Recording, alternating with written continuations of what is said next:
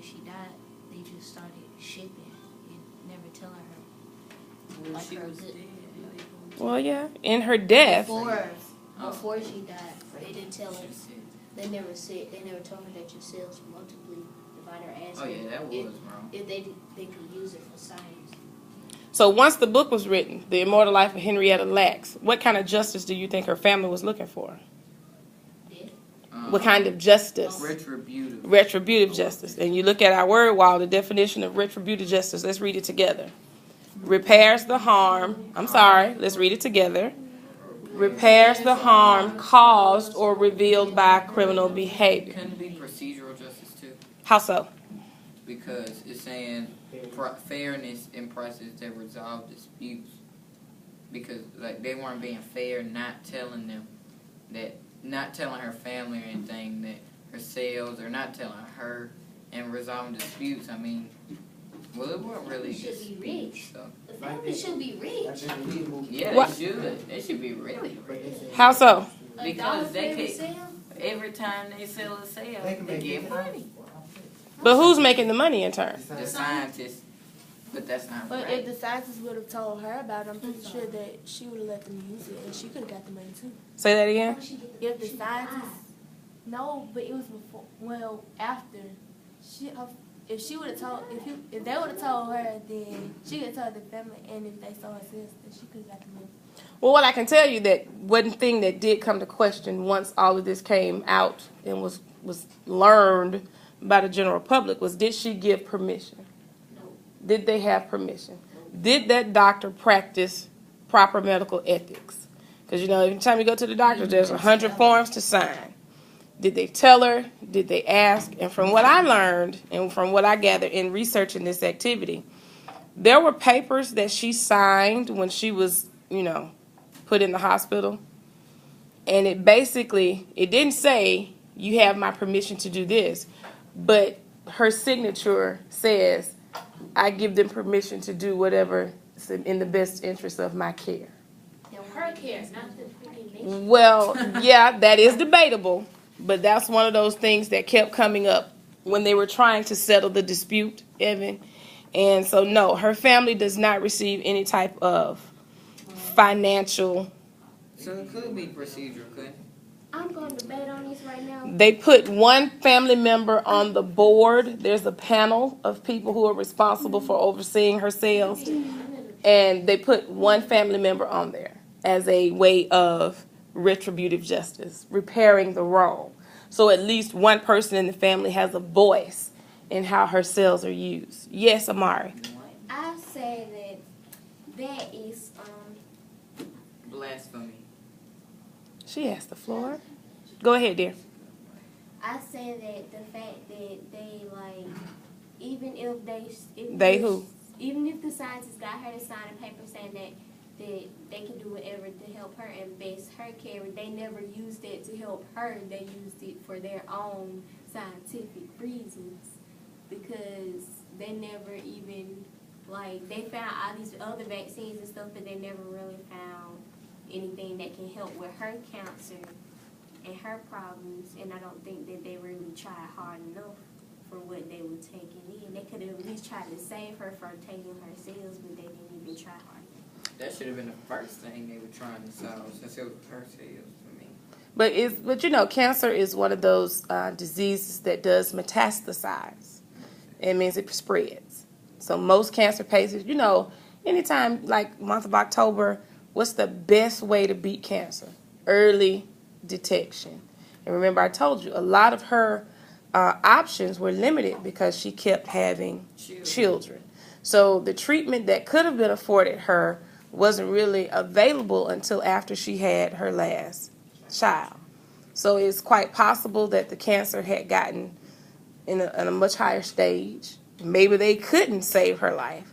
But you don't think they tried? Why not? I don't think they tried because they were too focused on the cells that they got from her instead of actually her. I think that if they actually tried to save her, they would have had a better chance of finding cures for more other cancers than what they did now would just collect her cells. They repetitively grow over time. Okay. They should have told her first. Well, now that her family knows. Remember, we're focusing on retributive justice. Do you think her family feels that they've received some level of justice? No, I don't think I they would even have assume- justice because it was not even have court. Well, it did go to court. It did go to court, and it was decided that the doctor who did the original biopsy, meaning took some of the cells from her cervix, he did not operate out of malicious intent. Because truthfully speaking, a lot of the progress in cancer research that has been made since 1950 is because of her cells. Even though her life was not spared, the research and the medicines that they have been able to create has saved a lot of lives. So,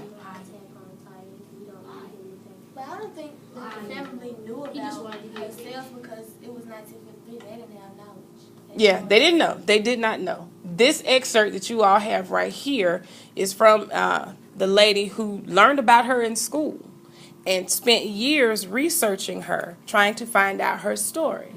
Because remember, her name had been Gila, then Helen Lane, Helen Larson.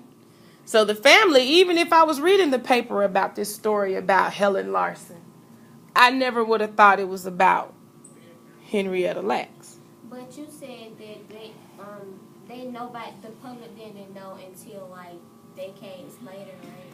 So the family didn't know either, did they? No.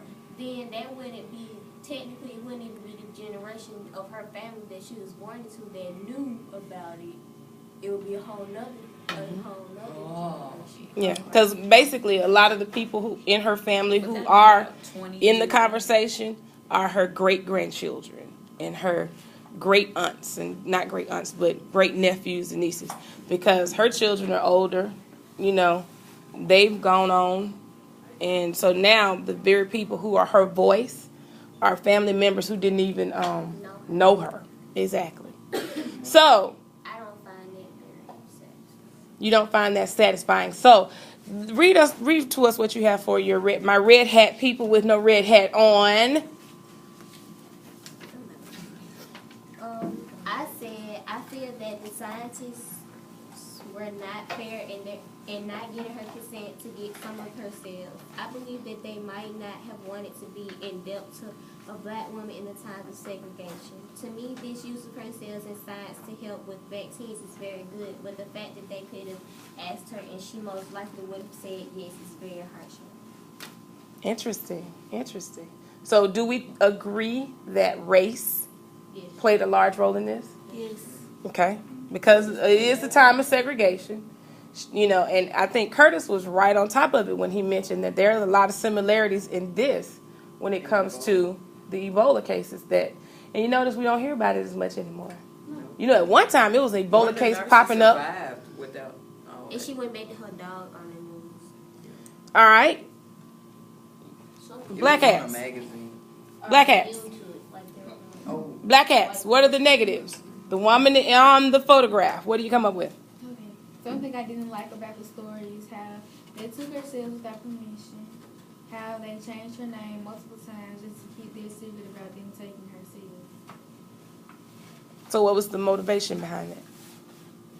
Trying to find a cure to cancer. You think it was the motivation to keeping it secret? No, I think the motivation to keeping it secret was so like other people wouldn't interfere. You said the scientist was getting money, but if everybody else knew, he'd probably be losing some money because they'd be trying to get some of it since it was their relative. So from the doctor's perspective, the science researchers and the lab technicians and everybody involved with this research, who is benefiting from this? The scientists. The companies that own the cells basically own her. Exactly. Is that justice? No.